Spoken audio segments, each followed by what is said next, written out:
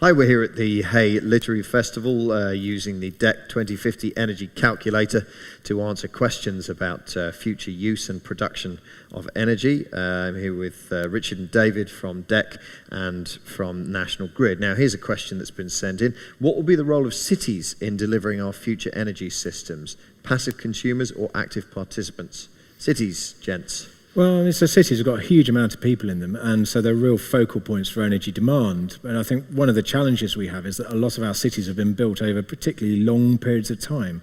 So they have a huge diversity of housing stock, and it requires different techniques to deal with the management of that energy. So take insulation. Some homes will need an awful lot of it. Some homes will need very, very little. So getting that right at city scale over the whole of that population is going to be a really, really big challenge.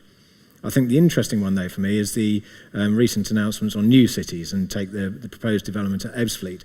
That provides a real opportunity to trial some of the new smart grid technologies, really efficient home heating, and some of the other stuff that we could put into a really densely populated area and see how we get on. What's a smart grid technology? The rest of what you said I followed. Okay, so this is about automation, actually. So to the point of the question, this is about getting more automation, both within the energy networks themselves, but also at the home level and between appliances, and really understanding how energy is used at the home level, but not asking you or I to think about that too much. I mean, that would be too much of a behavioural change. So the smart grid in its biggest sense is about building some automation in there to allow these things to switch themselves on and off according to energy price signals or something similar. Yeah, okay. I want to say a positive thing and then a word of caution. So buildings do consume at least a third of our energy. So cities, loads of buildings, there's a key role there to take part in saving energy through building insulation, smarter heating controls as well, turning down the thermostat in a smart way. You can still be comfortable, but it can save a lot of energy. So there's a big role there, but there's also a delusion out there that people imagine that cities could power themselves. And the fact is that throughout time, cities have always depended on the rest of the world. They've depended on the countryside for food, and they've depended on mines and so forth for fossil fuels. And in the future, that will still be the case.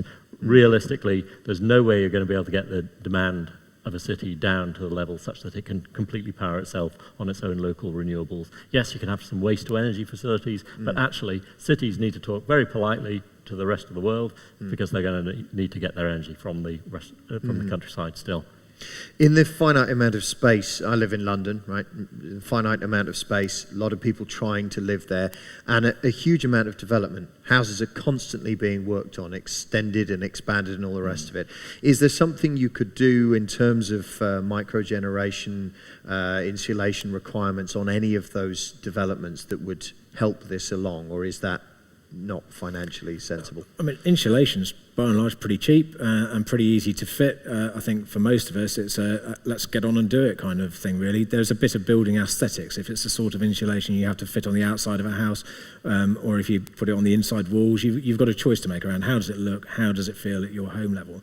But there's also, take London as an example, there's a huge number of schools, hospitals, offices, all of those sorts of places, commercial premises, where you could put solar, thermal for water heating, or photovoltaic for electricity, as well as all these sort of insulation things, and really make those buildings much, much more efficient. Yeah, top of my list is definitely the insulation. It can be very cost effective. It can pay for itself within just a year or two. Yeah.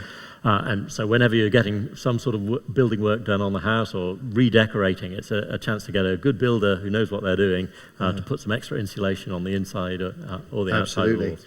And just quickly, because of population density in cities, people always think of cities as being dirty things, belching out stuff, but actually in terms of transport and moving people around, they can be quite efficient, can't they? Because people are covering shorter distances, it's easier to put transport infrastructure in that a lot of people can use. That's absolutely right. If you look per person how much energy is being used in a city, it's less than typical people in the countryside. Cities are relatively efficient places. I knew it was country folks' fault. Thank you very much indeed.